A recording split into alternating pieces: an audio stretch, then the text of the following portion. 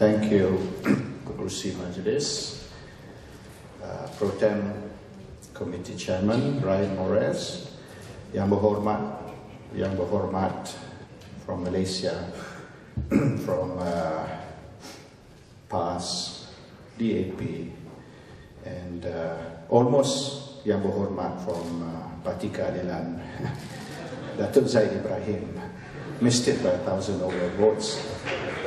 And of course, other than Datuk Zaid Ibrahim, our star today, Yang Berhormat Nurul Izzah Anwar.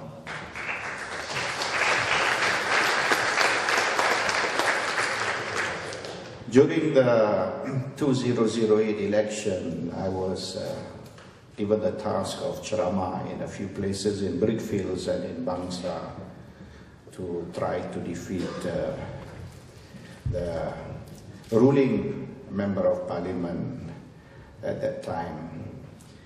And so we managed to convince, of course, the UMNO bahagian in Lembah Pantai, which were very, very strong Syarizat supporters, that if Syarizat was to win the election and we have to parade the winning candidate all over Bangsa, that will be a hell of a task.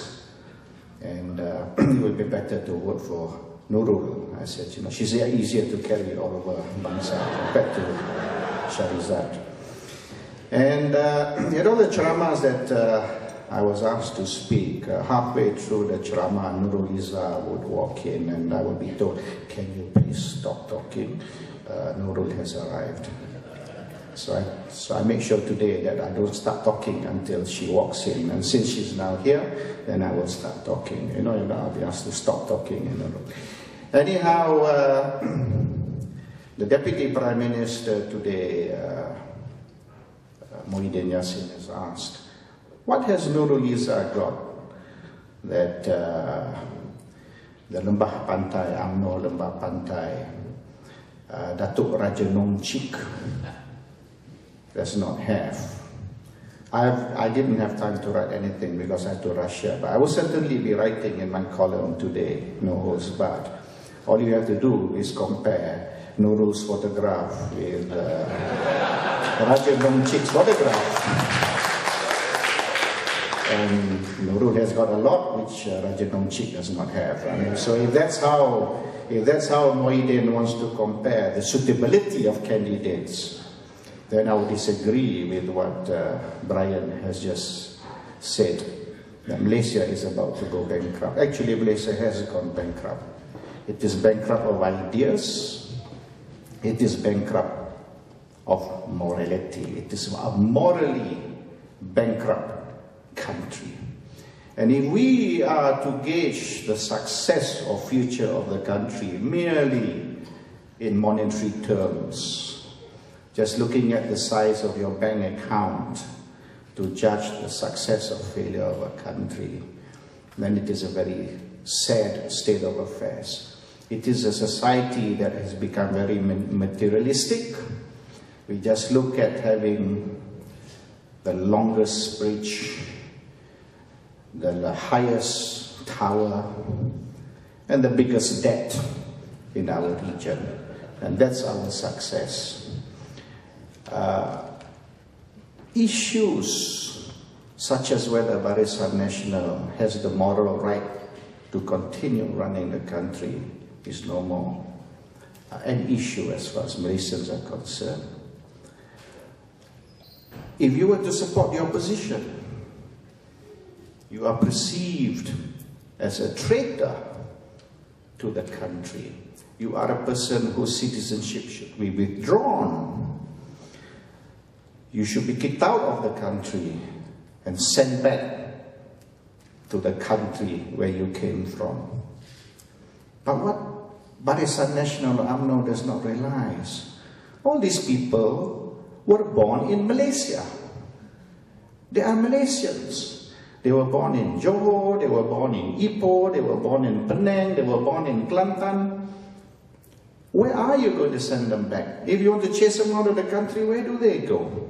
They were born in Malaysia and they intend to die in Malaysia.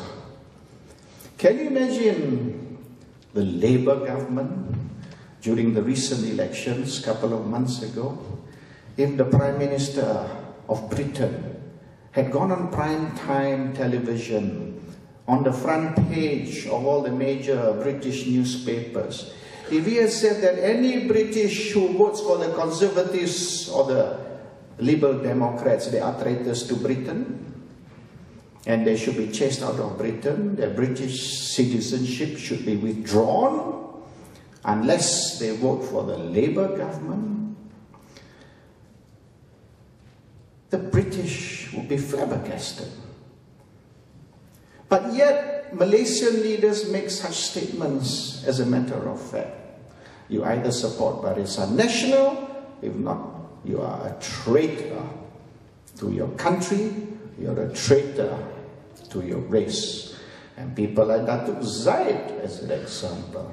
If he was to propagate the concept of that we are all Malaysians, irrespective of color, irrespective of religion, we are one race, one nation, one people, and we speak with one voice, which is what one Malaysia should be about. And Datuk Zaid will be branded and labeled as a traitor to the Malay race. This is how bankrupt Malaysia has become, bankrupt of ideas. And we are certainly a morally bankrupt nation. Ask any Malaysian. Corruption amongst the police force. They say it is necessary. Why? Because all Malaysians commit traffic offences. There's not a single Malaysian who doesn't commit a traffic offence. And the fine is 300 ringgit for each traffic offence. So it is better to pay a 50 ringgit bribe and escape paying a 300 ringgit fine.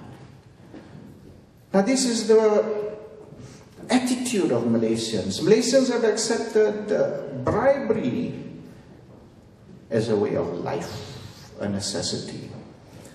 I remember speaking to Tan Sri Amin, the deputy IGP, who was the acting IGP when Tun Hanif came to UK for a year. He did law during the height of the constitutional crisis. Of course, Mahathir was not happy.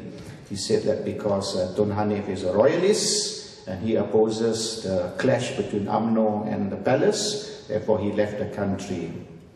Musa Hitam did not allow him to go, but he already packed his bags and he sent all his luggage off to London, and he told Musa, my luggage has left, I've got no choice but to leave. And he was here 1 year doing law. And I spoke to Tan Sri Amin, the acting Inspector General of Police, who was actually the deputy IGP. I said, well, this is way back. This was back in the 80s. I said, how do we clean up the police force, Tan Sri? How can we get rid of the corruption in the police force? Tan Sri Amin said, if I do that, I've got to get rid of 98% of my police. I'll be left with only 2%. That bad. I did not have the heart to ask Tan Sri Amin, is he in the 98 or in the 2%?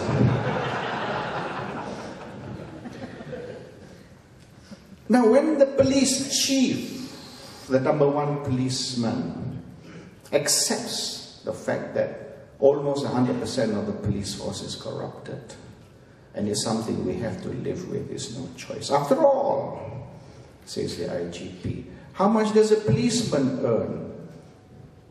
On his salary, he can't get by. He needs a side income to be able to survive. Now, when the government structures the police salary, knowing that they're going to need to resort to corruption to survive, and let the government save money on salaries for the police, and let the Rakyat supplement the income of the police with additional side income, and that's a system. We are certainly a bankrupt country. Singapore who Malaysia hates being compared to. They pay their police more than what they are paid in Malaysia. And they make sure that their policemen do not need to be corrupted to survive. In the UK, the policemen are well paid. They do not need to stop you on the street and ask for £50 so that they can pay their whatever they need to pay every month.